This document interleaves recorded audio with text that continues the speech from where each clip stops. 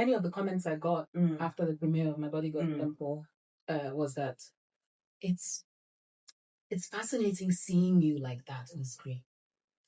Like I did, somebody said, I didn't think that you could be goofy and funny and that you could let yourself be like that. Why? Hi, my name is Michelle Dede.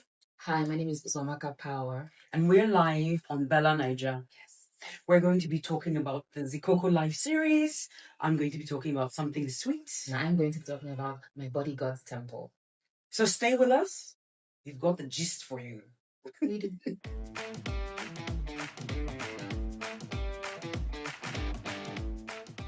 Ziora in Zikoko Life's Something Sweet is a woman who chooses love on her own terms. What dreams the role. I'm glad I played the character, played Ziora. And I think because I also have friends who have dated younger men. I haven't. And it's not because it's not something that I do, but it's just never happened. Yeah. I have a lot more understanding. I never judged them, if they had younger boyfriends, and the age gap maybe wasn't as much as it is in film. But I thought, well, you're in love, you're dating. He's an adult, it's not my business. But with this, it gave me an insight, a different insight, and I just thought, oh, there's no difference to what Ziora and Lakey are going through and what Michelle that has dated either people that are my age or slightly older. Yeah. It's just love. Yes. And let people just be. I don't know. I love love. Yes. And you guys portrayed it so beautifully. And I thank you. I love how Dika also wrote it. Yes. I love that it was written in that way. It was simple. Yes. It was sweet. And that was what it was supposed to be. Yeah. What was the bigger picture for you as a director of one of the Zikoko Life stories? Because like I said, everybody knows you as an actor. Yes. So you wrote this, directed it, and then also starred in it, doing all three. So sorry, double question. What was that like as a director? And then what are you hoping the bigger picture will be? It was not easy, but I knew the kind of story that I wanted to tell. I knew what I wanted people to feel about the characters Omasilo and Zion. And I knew that the topic very easily can be misconstrued or told in a way that just wasn't honest. And I wanted to be honest with it. I wanted to tell it the way that it was in my heart and my head. And I had people who were on set as well, just making sure that what I wanted to do during pre-production was what I'm now doing during production. Dika came around sometimes. Blessing came around. Anita came around. They were very helpful.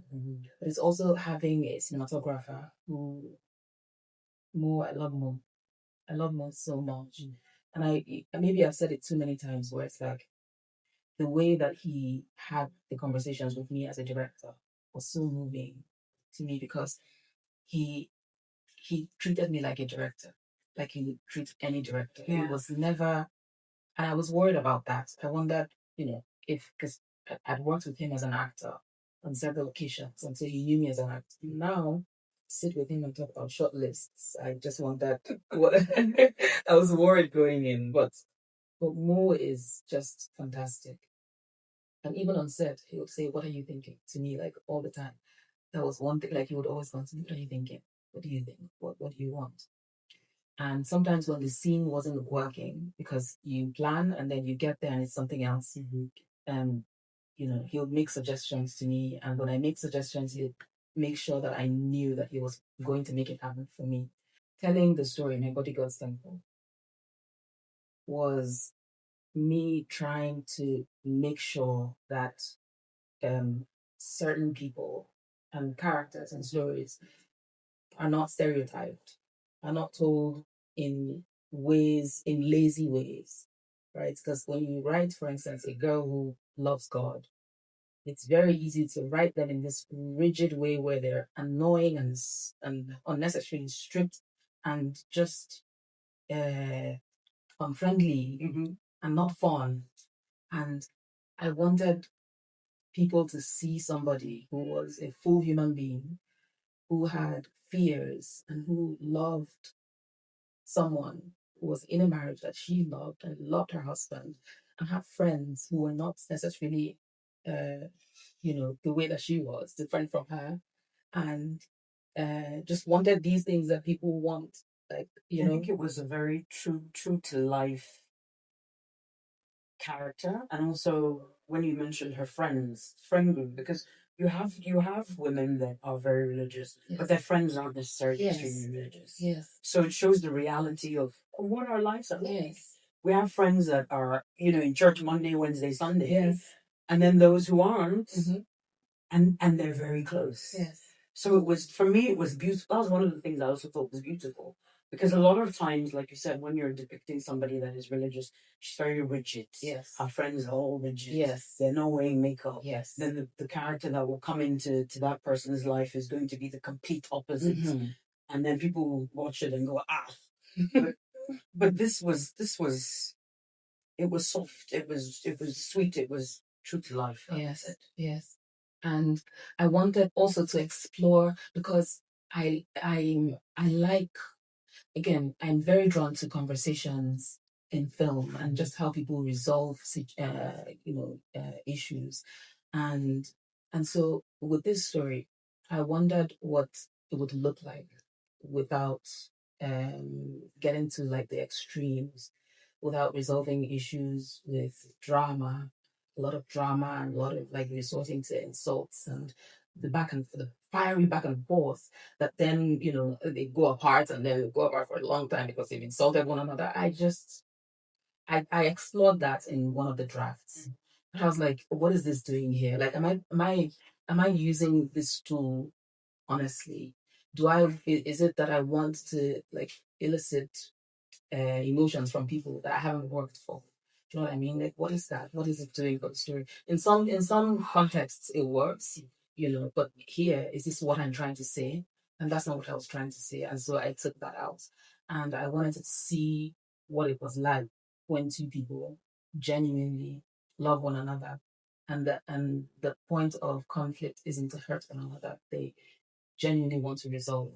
And so I just wanted to explore the story from my own point of view. I wanted to see like a difference from the norm, I guess. Many of the comments I got after the premiere of My Body Got Temple was that it's fascinating seeing you like that on screen.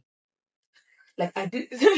Somebody said, I didn't think that you could be goofy and funny and that you could let yourself be like that. Why? And I said, you know what? Like you were saying the other time that one more lawyer role. Look, if somebody comes to me with a detective role, you're done playing detectives. I'm not going to do it again. Unless it's Hollywood. Unless it's Hollywood. Hollywood, I will play a lawyer. Yes, but if you then do like a stripper who's also a detective, well, there you go. Yeah, that would be interesting. That would be interesting. That would be interesting. For me, it's a lawyer that's a serial killer. Ooh, wow! I really want to play a serial killer. I'm fascinated by what makes people go to that extreme, and when I have these conversations with friends that are not in the industry, they always wonder why, because I hate violence. I'm an empath, an extreme empath. What was the most intense part of playing Ziora? What's your hope and vision for those who watch? What's the most intense part? I actually think it was playing a mother. Oh. I think it was playing a mother that is, struggling between wanting to be happy, because Ziora's backstory is that, her ex-husband was controlling. Yes. Controlled every aspect of her life. And she wanted happiness and she wanted love, and the realization in the scene where she's speaking to her son Dede in the room, she said, I deserve to be happy. Yes. That resonated with me. Yes. So playing a mother, playing somebody who wanted love but also had to balance that with being a mother was interesting for me. One, because I'm not married, I don't have a child yet. So it was interesting to sort of embody that. And I took certain influences from friends of mine who are, married and who are mothers, and from conversations that I've had with them to try and infuse that into Ziora's character, because I don't know what that actually feels like. I don't know what it would feel like to try and balance your relationship with your child, but also pursue something that you want, you deserve. So that for me, I would say, yes. My hope and vision has honestly been the reception of it, and it's been very positive, and people having conversations. I think one of the most important things about art is that it should elicit a reaction, whether that reaction is positive or negative, but that it sparks conversations. And I love that this sparked conversations. And it also sparked positive conversations that, like I said earlier when we were speaking, I didn't think it was going to. I wasn't particularly worried about that, but because of what Nigerian society has been like for such a long time, when it's that sort of relationship dynamic, I thought there were going to be a lot of nasty comments about it, and this is so wrong, and etc. etc. But I'm so pleasantly surprised. So the reaction has been beautiful. It's been more than I thought it would be. I'm so happy for Dika, and Blessing as well, producer, and Anita and the whole Zikoko team. What they're doing, honestly, is just, it's fantastic. They're telling stories that not only the people want to see, because it's clear that people want to see these stories, but stories that need to be told. Stories that are more honest and true to life. Not because stories in Nollywood aren't honest, and many that are. There are a lot that are fiction. But really, Nigerians want to see stories that they can relate to now, and stories that are less complicated, less dramatic. My hope is that we ask ourselves why we're telling a story, what we're trying to say with the story, who we're telling these stories for, who we want to receive these stories, and that we understand that there's so many ways to portray something, and believe that the people, because it's the same, we keep saying that, the people want what they want, and so we keep giving them the same thing. And now we're seeing that people actually love and want different things. And so believe, trust that people what's the word? Not multifaceted, but like our interests are multidimensional. Multidimensional. We want lots of things, and it's okay to watch romance and watch action. Sorry? Yes. And watch action, exactly. And watch drama, exactly. And watch thriller. Exactly. Watch and comedy. So, yes, and give them a little bit of everything. Yes. As opposed to just one genre. Yes. I think that's very important. Yes. So, there's so much to do. There's so many stories to tell. We can explore all of them. And if your interest is comedy and my interest is romance, we can collaborate and make like rom-com. And there you go. There you go. Bring the funny, I bring the love. I think collaboration, honestly, is the way forward. Yes, it has to be. And I'm glad that young filmmakers are actually doing that a lot more. Yes, it's inspiring to see that they're not waiting for bigger production companies to, latch onto their stories. Yes. They're making their films. They're making their short films. Yes. They're making their feature films. They're collaborating with their peers. Yes. So they're creating tables. Yes. Rather than waiting for it to be invited to a table. I'm actually looking forward to the possibility of producing something in the future. Yeah. I think it's gotten to the stage where a lot of people keep asking me, yes, you did it a long time ago. We love what you did. Please do it again. Because I'm very meticulous. Right. When I'm doing things, I want it to be done properly. I also want people to be comfortable and happy, because I believe if you're in a working environment where people look forward to coming to work, it will give you their best. Yes. True. They will give you their best. So And I want to give people that experience and also create something that I can say, okay, yeah, I'm happy with this, with every aspect of it, or at least most aspects. So collaboration for me, like you said, is very important. Yeah. Very. I hope you get to produce. I hope you produce something I want. Amen. Okay. I think you've answered this, but I'll just ask anyway. What shifts would you like to see in the industry, particularly from young and rising filmmakers? I think I have answered that. Collaboration. Yes. Like both of us have expressed. I think collaboration is very important, and not being afraid to collaborate. Not being afraid to collaborate with people that you may not know that well. Be willing to take risks. Be less afraid that somebody is going to steal your idea, steal your, whatever it is. Of course, be careful. Yeah. Of course, you should be careful and listen to your gut. Mm-hmm. Your instincts will usually tell you what a person is like. Yes. But be willing to collaborate and collaborate across. Mm-hmm. Be willing to also take time to collaborate. When I say collaborate this way, it's there are people that you feel that are above you, that are willing to collaborate with you, but because of your perception of them, you assume, oh, they won't answer me if I call. Yes, you would be surprised, so you don't reach out. So do it afraid. Yeah. Do it afraid. I agree. That's my hope. And not just for young filmmakers, but for everybody in Nollywood. Yeah. To be less fearful and more collaborative. Yes. Yes. And take time to write better stories. Amen. Be meticulous about your storytelling. Yes. Yes. Actually, do like it's so important to do. Don't just imagine. Don't just think about it. I mean, think about it, yes, but actually do something. Because it's what I've found is that like a little bit of effort is the universe, and maybe I said this to God, the universe will amplify that effort. It will surprise you. You spend so much time worrying about whether to do or not to do, if it will work out. But you never know if you don't do it. If you don't do it. So do it, and somehow, like the people who are interested in your kind of work will find you.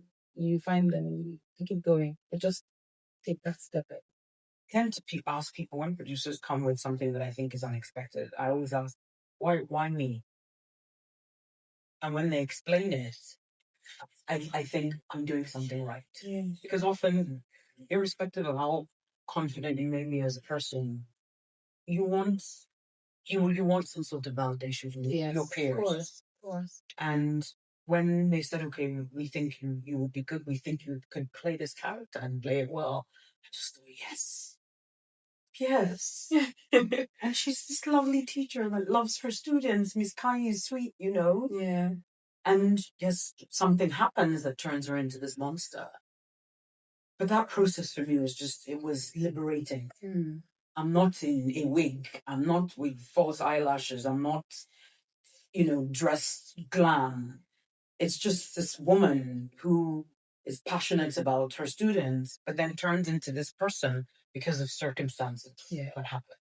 And that whole process, and 16 to 18 hours spent in SFX makeup, 2 hours to apply it, 1 hour to remove it, shooting till 7 a.m. in the morning. Wow. And having to take that off. It was a different experience for me, and it was fulfilling in many ways. Yeah. And I'm really grateful for that experience. I'm grateful, so grateful for that experience. And I hope more. Yeah. I want more challenges like that. Yeah, I do. I want more challenges like that. So I'm doing more writing now, which is exciting for me. I started the year. I think it was my manager who said, "Oh, it's that." My manager, I love her so much. She said, "Okay, now you need to stop writing the captions and write a book." And I said, "Wow, that's very bold." You're writing a book? I am kinda. Fantastic. Kinda. I mean, I'm writing it. Mm-hmm. I'm so afraid because it's a lot, bringing chapters that connect, and writing a whole book. But writing my first feature film that didn't work out, that I mentioned earlier, that didn't work out, sort of gave me the courage to do this. Because prior to that, I didn't know that I could write a feature film. I saw a feature length film as like this challenge. Yeah, I had done short form, 25 pages, but a feature film. When I did that, I did that by hand, right? So I wrote by hand. So I bought like the what's it called? The printing paper. Yes. And I wrote everything. Wow. And I finished it and then started typing. And so as I was typing on my computer, I was editing, So I loved that process. And I thought, this is great. I'm able to write 122 pages of script. Mm-hmm. Then I can write 400 pages of a novel. My hope is that one day I will be in the film that you have written. Honestly, that I felt that way after watching My Body Got Sent Off. I'm honestly, that's why I told you when we started talking that you need to direct more, because you could see that it was well written, and that's something that's so important. Yes. For actors. You know this. Yes. When we read scripts, and there's some scripts that just they move you so much that you literally pick up the phone and you're calling the director or the producer or whoever it is that sent it to you to tell you about that. Oh, and I really want to talk about my co-actor. He's good. Andrew. Oh, I love Andrew. Mm-hmm. I love Andrew so much. Mm-hmm. And interestingly, there was something else that I was writing that I wanted Andrew on. Okay. So I was kind of saving him for that. I didn't want to bring him into this one. And so I didn't even think about him for this project. I was like, yeah, he's in that one. So let me leave him alone for that. Why did you change your mind? And I was just like trying out different people. And it wasn't working. It was just not working. And at some point, something just said to me, why are you being stubborn about bringing this person from the other thing into this? That's not even done yet. You're not even ready for that yet. So why are you worrying about something you're not ready for? And you're here now. So do this now. And then when you get there, you decide what to do. And that will sort itself out. It worked. Casting is great. Oh my God. He is beautiful. Yes. And he was so honest on set in the way that he portrayed his character.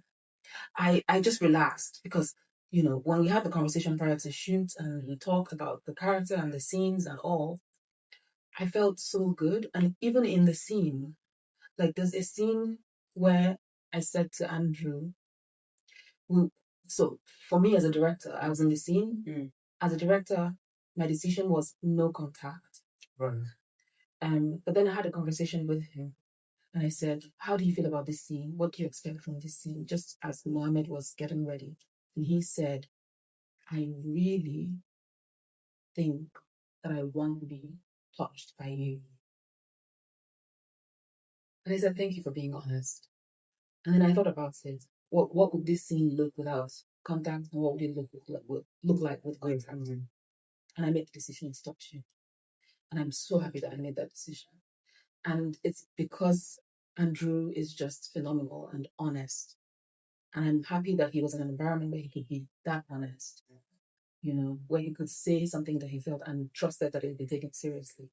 And that made me so happy. How important do you think, I mean, I know how I feel about it, but how important do you think it is for actors to feel the way you described that he was feeling? Because obviously the shoe is on another foot where you're directing this time.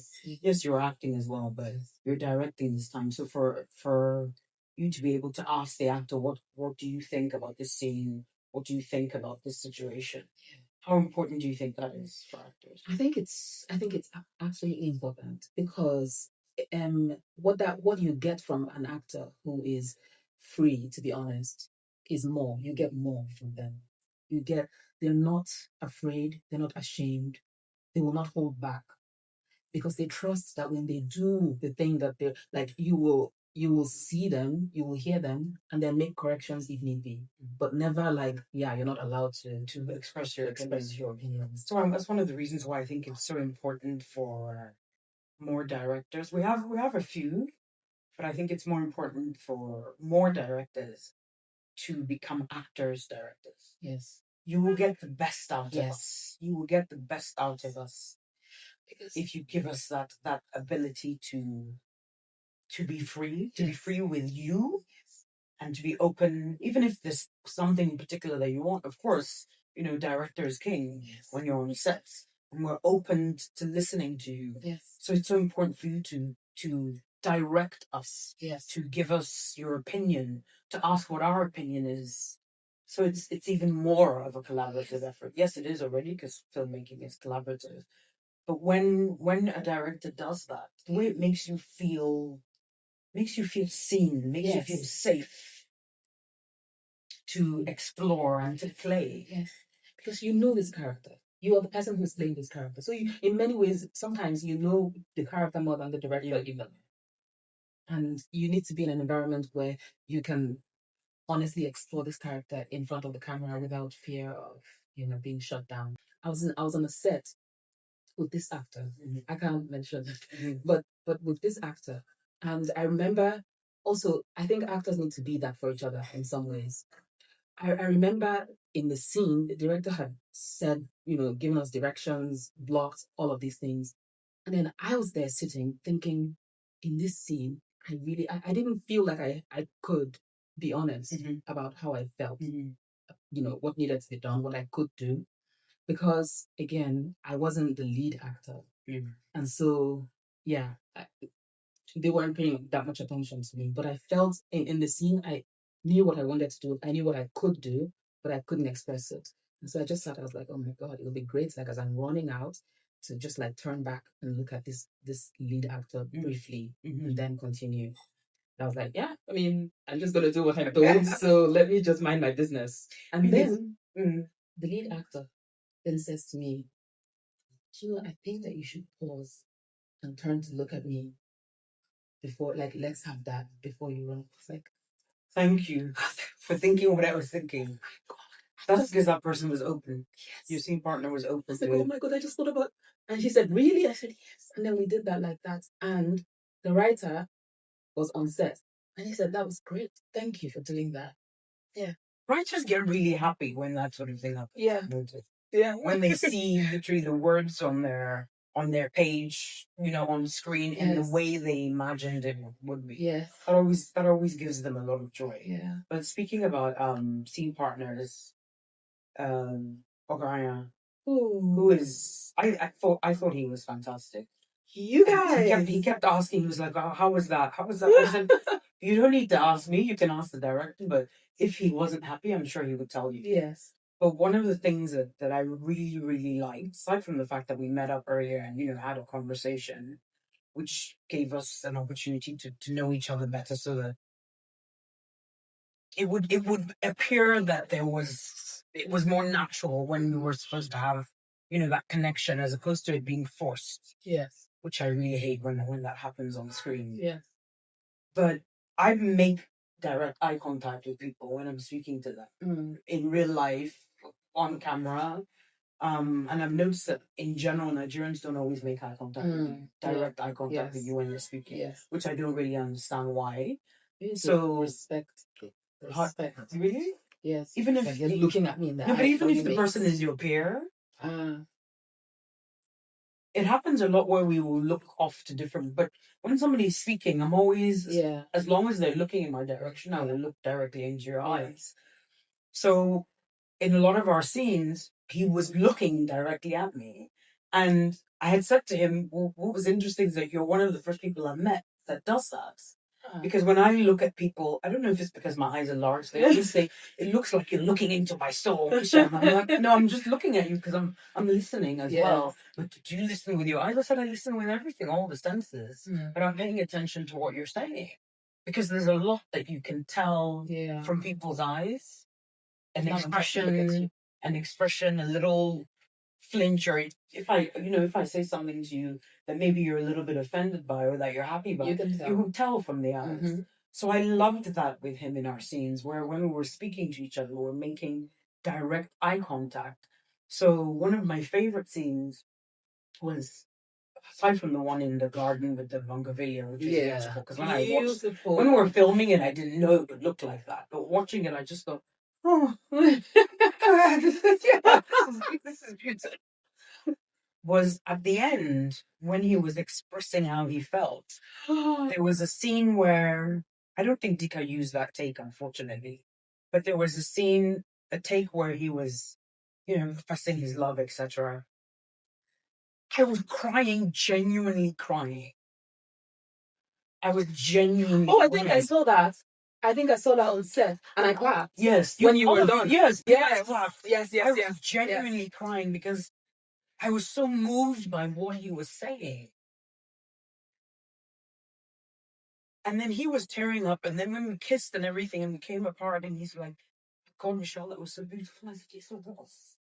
And that's how it should be when you're working, when you're taking this craft seriously, to the point that everything that you said to me, I believed it. And what I said to you, the little that I said to you in that scene, because I didn't have many lines, he said he believed it, and I was like, "Oh, acting." He said, "No, but did you?" I said, "No, I acted." And that's how it should be. So I loved that moment because we were so caught up in it. He was Leke and I was Ziora fully at that point. And also because I'm single. I'm single. And like I said, when he said those words, I thought, I've been waiting for somebody to say those words to me like that. And even though I know that we're acting, and it's not real life, I was waiting to hear those words in that way where somebody looks at you in that way and you know that what they're saying just hits you. I love words. I love words. So it was beautiful. Yes. So that was one of my favorites. Do you remember when we had this kind of moment with difficult comes? Yes. Yes. we also didn't get the shot. Yes. I think there was something wrong with the. No, they were doing the wide shot instead of a close up. So that was beautiful. Oh my god! We did. Uzoamaka and I were on another set together of a film with Difficulty Comes Easy. Yes. And we had this scene where I played her sister. Yes. So she comes into the room in the apartment that I'm staying in. And it was a beautiful scene between two family members. Yes. And you said something like, you're so poor, something of that sort, and your reaction, and then I didn't know I was going to cry. But the way that you said it, it felt so personal. Like it felt like my sister was saying these hurtful things to me. Yes. And then I started crying, and I said, "You called me poor." Yes. And then it was beautiful. The director was like, I didn't know that was going to happen. Sorry. And we were doing the wide word. Both of us and I were like, "What? What do you mean? You didn't take a close up? How?" Oh, and that scene as well. Yeah, thank you for reminding me. This was good. Yeah, it was good. I think we're done. We are done.